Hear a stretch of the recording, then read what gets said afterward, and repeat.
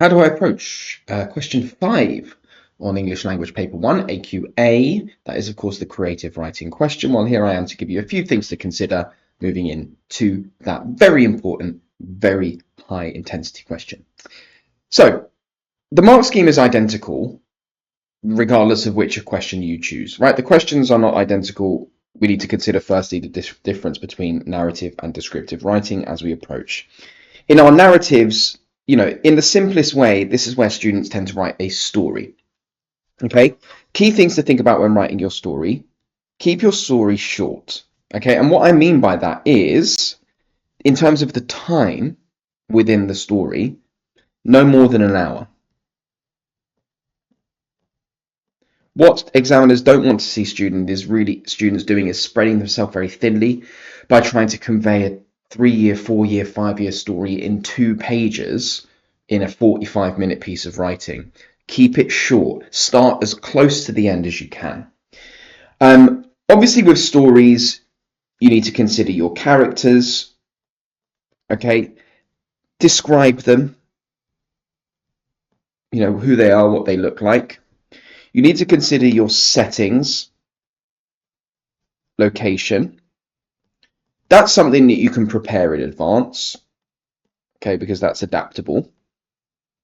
You also obviously need to consider obstacles that your character may face in order to make that engaging. And just a couple of things to obviously avoid. Dialogue is associated with narrative writing. I would encourage that we do not do that because generally it's a waste of time.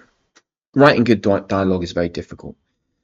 It's even harder to do in a short space of time. So really do avoid it. If you need it in your story, 1 line is enough. I've got this here, assuredly match the purpose. That's from the mark scheme. And this is a guide against pre-prep of a full story. If you prepare a full story in advance, when you write it, it will not match to the purpose. Okay, the purpose is based around the question. The questions are very specific. You can, of course, prepare some things in advance. Lots of students do. They prepare characters, they prepare language that they'll use, ambitious vocabulary, etc., etc. But not whole stories, because you want to engage with the text. And my question to students is always, what happens if you get into the exam hall and you have a better idea? Right?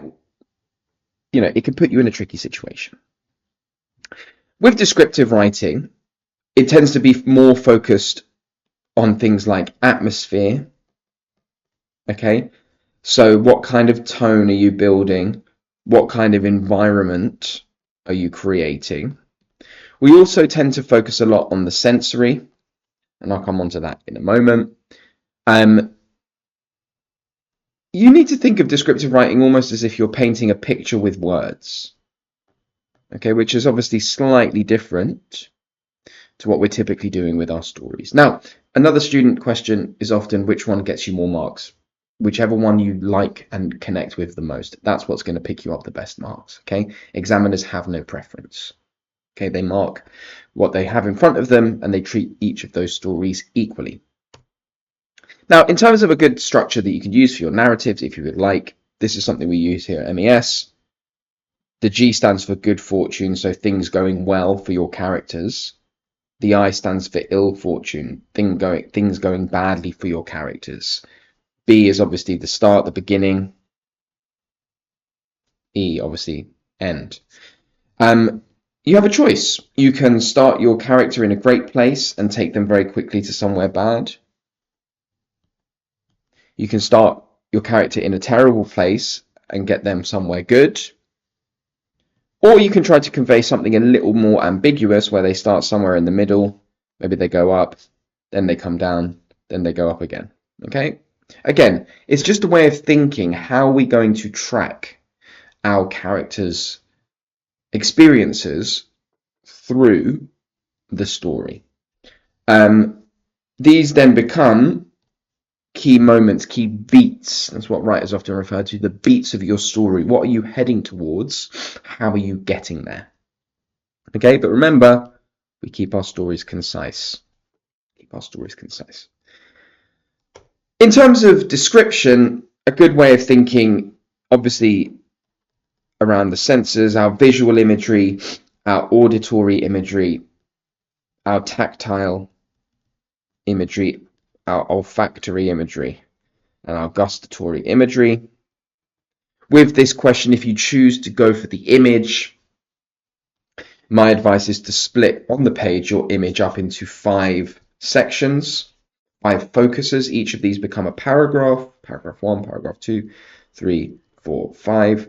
And then you make sure that you place at least one example of each of these in your story. So you might start by focusing on the visual, then you may bring the auditory here, you may bring the tactile here, you may bring the olfactory here, and last but not least, the gustatory there.